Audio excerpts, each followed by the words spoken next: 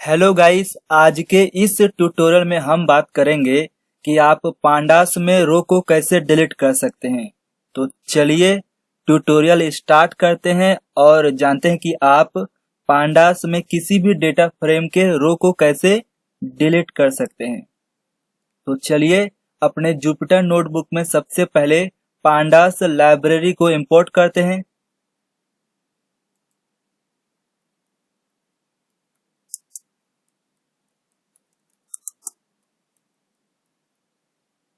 Pandas library import करने के बाद अब हम एक डेटा सेट को भी लोड करते हैं।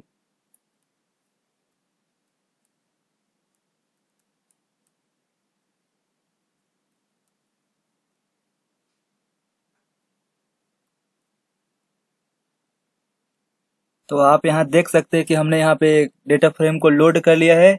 अब चलिए इस डेटा फ्रेम को प्रिंट करके देखते हैं।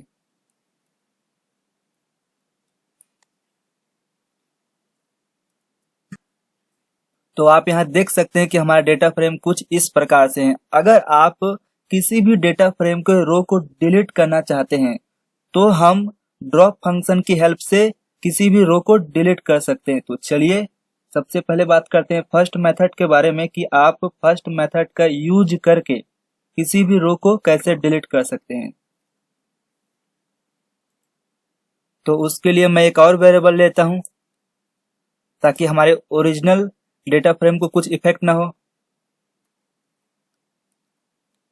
df डॉट ड्रॉप फंक्शन, उसके बाद लेबल्स पैरामीटर के बाद आप जिस रो को डिलीट करना चाहते हैं उसका इंडेक्सिंग नंबर। तो आपको पता ही होगा कि इंडेक्सिंग स्टार्ट होता है 0 से।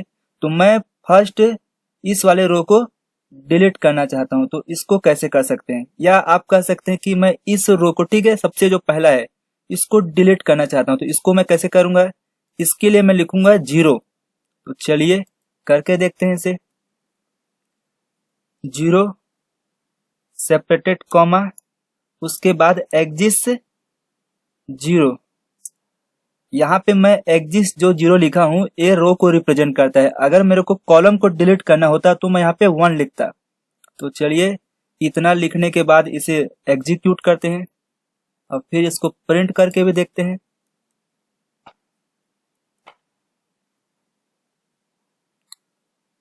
तो आप यहाँ देख सकते हैं कि हमने 0 रो को डिलीट कर दिया है। हमारे नए डेटा फ्रेम में 0 रो नहीं है।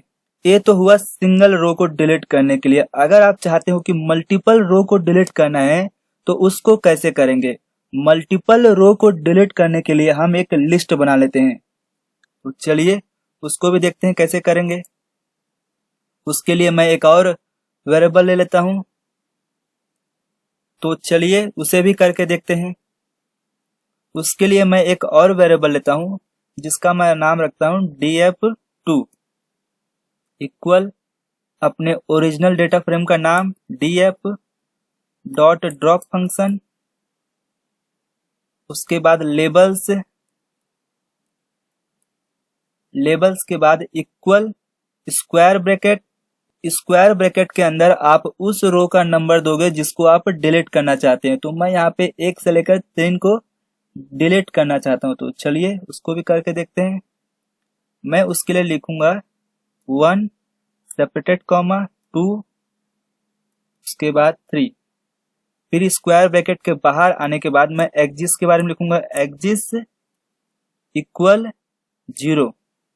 तो चलिए इसे अब रन करते हैं। तो हमने यहाँ पे रन कर लिया। अब इसको प्रिंट करके भी देखते हैं कि हमने यहाँ पे जो 1 2 3 रो को डिलीट किया है वो वाकई में हुआ है कि नहीं हुआ है।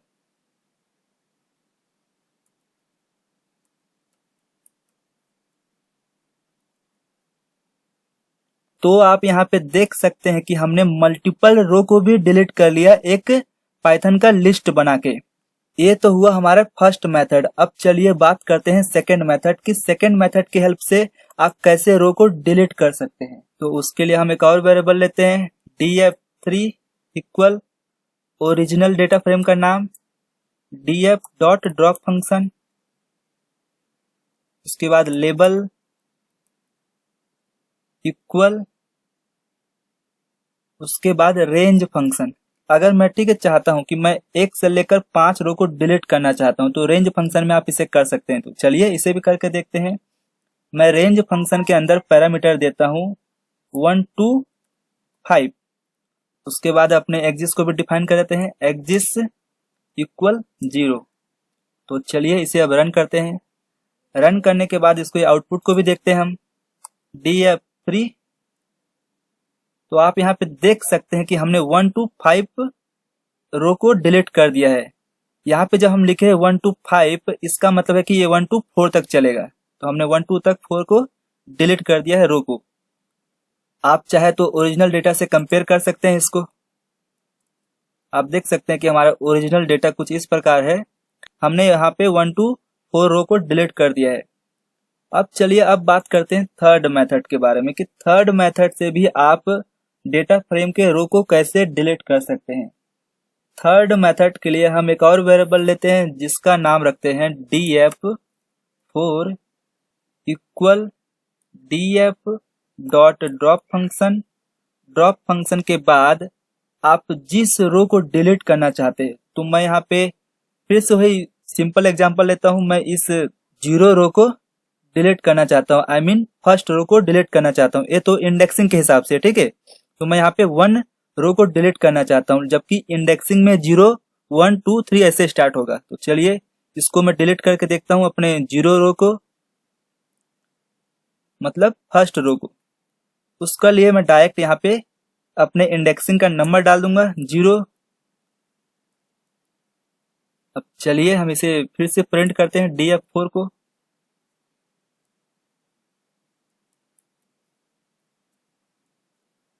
तो आप यहाँ पे नए डेटा फ्रेम में देख सकते हैं कि हमने फर्स्ट रो को भी डिलीट कर दिया बाय इंडेक्सिंग।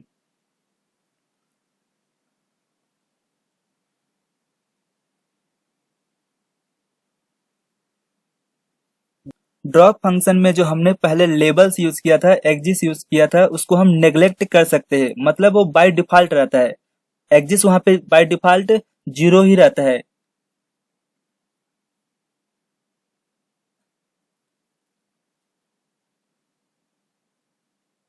अगर आप इसी मेथड से मल्टीपल रो को डिलीट करना चाहते हैं तो उसको भी कैसे करेंगे, चलिए देखते हैं उसको भी कैसे करेंगे।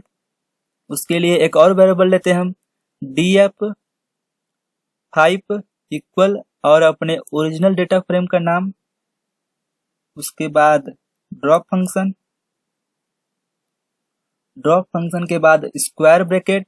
आप स्क्वायर ब्रैकेट के अंदर लिस्ट दे सकते हैं। लिस्ट में हम क्या करते हैं 1 2 3 एंड 4। इतना टाइप करने के बाद इस सेल को आप एग्जीक्यूट कर दीजिए। तो चलिए इसको भी प्रिंट करके देखते हैं कि हमारे नए आउटपुट में क्या मिलता है हमें।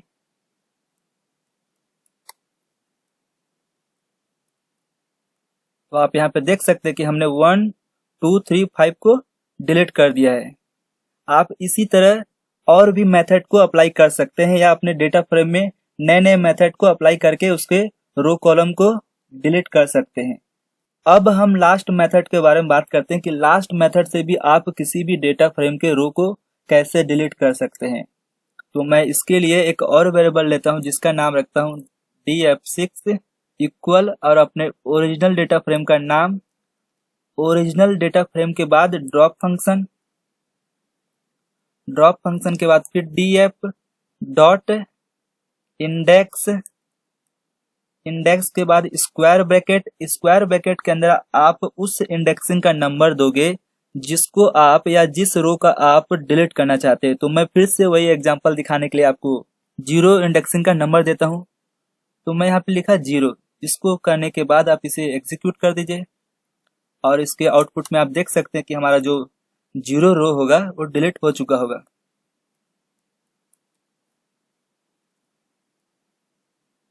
तो आप यहाँ पे देख सकते हैं कि हमने अपने डेटा फ्रेम के फर्स्ट रो को डिलीट कर दिया है।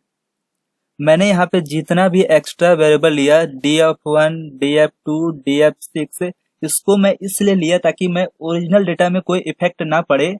इसके लिए मैं एक नया वेरिएबल बना के उसमें जितना भी मेरे को मॉडिफाइड करना है या डेटा फ्रेम में रो या कॉलम को डिलीट करना है उसके हिसाब से मैं एक नए वेरिएबल लेके उसमें मॉडिफाइड किया हूँ ताकि हमारे ओरिजिनल डेटा में कुछ इफेक्ट ना पड़े। अगर आपको यह वीडियो अच्छा लगा हो तो हमारे इस चैनल को सब्सक्राइब करिएगा, क्योंकि आने वाले समय में हम मशीन लर्निंग से रिलेटेड और भी वीडियो अपलोड करेंगे, जहां पे हमने ये जो कुछ भी सीखा है कि किसी भी डेटा फ्रेम के रो या कॉलम को कैसे डिलीट करते हैं, उसको हम मशीन लर्निंग में इस्तेमाल करके देखेंगे। मिलते हैं नेक्स्ट वीडियो में, तब तक के लिए थैंक यू।